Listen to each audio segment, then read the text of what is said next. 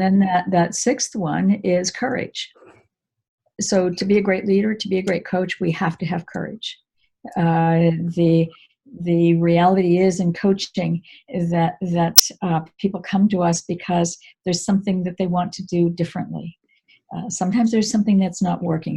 Sometimes it's something that they just know if they could just take one step further in an area, that it would position them in a way that would be so advantageous.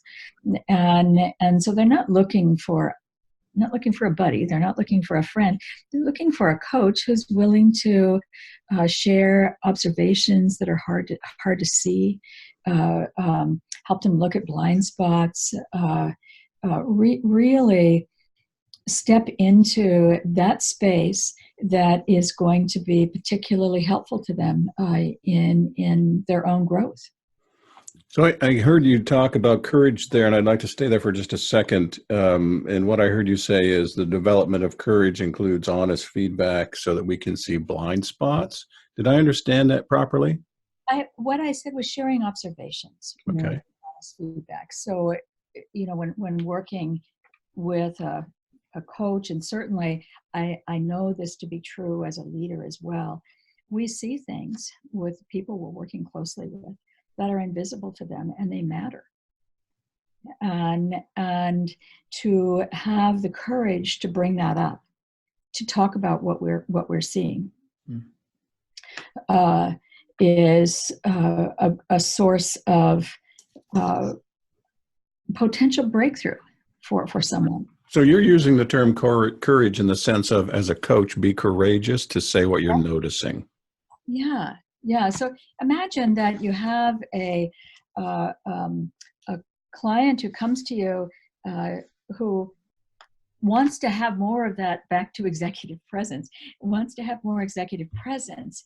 And you and the client have met with a boss, and this is important, that the boss knows this particular leader has a lot of talent, and yet they're not taken seriously enough.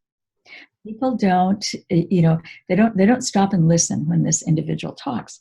And in the coaching session, what you see over and over again is that this person will talk in sort of circuitous ways, kind of going in circles, and it's kind of hard to follow, kind of hard to get a word in edgewise.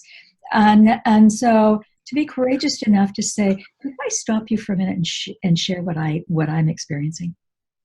That's the courage factor. Mm-hmm. And what a gift that is. Yes. Mm-hmm. Mm-hmm. So I'm having a conversation with Pam McLean, and she's the author of Self as Coach, Self as Leader. I really recommend this book. It's fantastic for if you're a coach, if you're a leader who wants to be a coach, if you're a leader who wants to get better and, kind of maximize your potential. This is all useful. And there's great resources online. Remind me, Pam, where you can get those resources. That is www.selfascoach.com. www.selfascoach, all one word. .com. Okay. Thank you so much for your insights today, Pam, and for the book. I love getting free books, and so thanks for the free book. Yeah, thanks for having me, Dan. Great to be with you. Great.